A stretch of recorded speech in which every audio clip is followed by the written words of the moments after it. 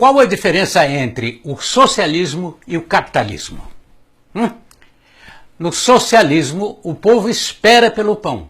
No capitalismo, o pão espera pelo povo.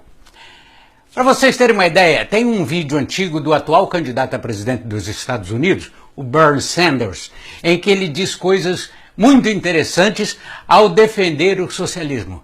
E, entre outras coisas, ele diz o seguinte com relação ao racionamento de produtos alimentícios nos supermercados.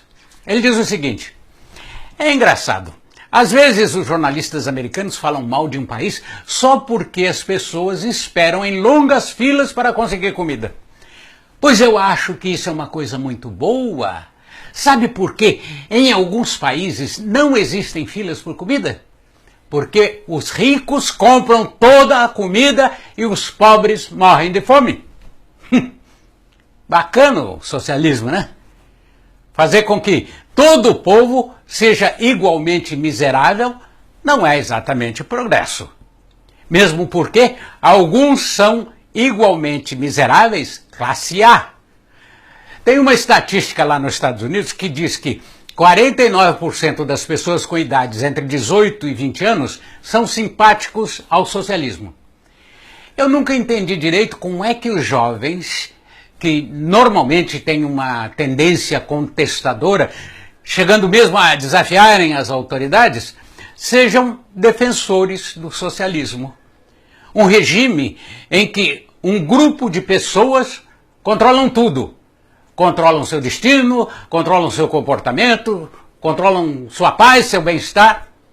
Um regime político centralizado e com todo o poder concentrado na cúpula do governo, onde ele, governo, decide tudo. Vamos supor que os líderes sejam espertos, sejam carismáticos, com grande poder de convencimento junto ao povo. Pessoas bem-intencionadas, grandes líderes. Isso é ótimo. Só que a economia não pode ser conduzida e planejada de forma centralizada. A economia é dinâmica. Ela envia pistas e sinais que mostram a sua movimentação oscilante, ora para um lado, ora para o outro. Ela oscila dos consumidores para os produtores e, o mais importante, ela está sempre sujeita à lei da oferta e da procura. E políticos e burocratas não têm conhecimento suficiente para comandar esse dinamismo da economia.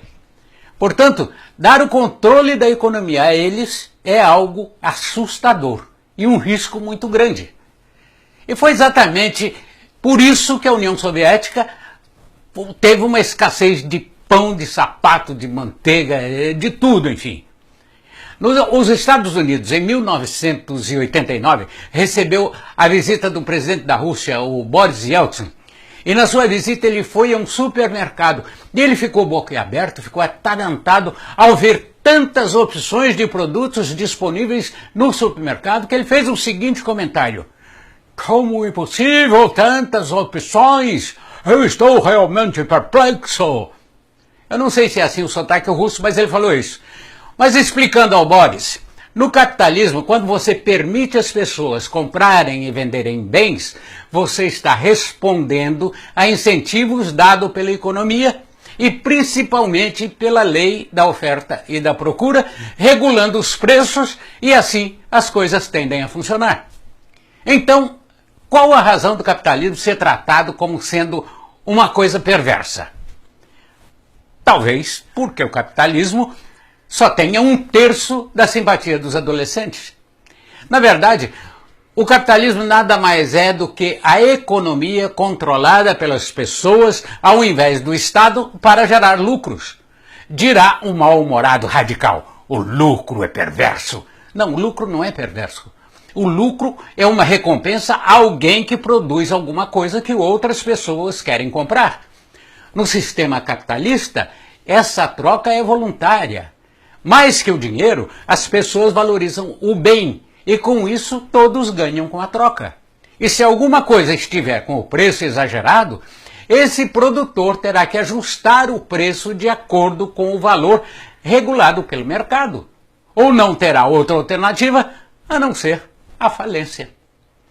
Bom, muitas pessoas colocam a culpa da situação do sistema atual ao capitalismo, o que não deixa de ser decepcionante. O capitalismo nada mais é do que separar a economia do Estado. Socorrer bancos ou subsidiar corporações, isso tudo é o contrário do capitalismo. Não ponha a culpa no capitalismo por isso. Para mim, a cara do capitalismo é aquele sujeito que arrisca tudo que tem em cima de uma ideia em que ele acredita que transformará a vida das pessoas para melhor. E isso é fantástico. E esse cara se chama empreendedor. Enfim, para terminar, o socialismo é o controle do Estado. E o controle do Estado significa menos opções para o povo. E isso eu acho que não é legal.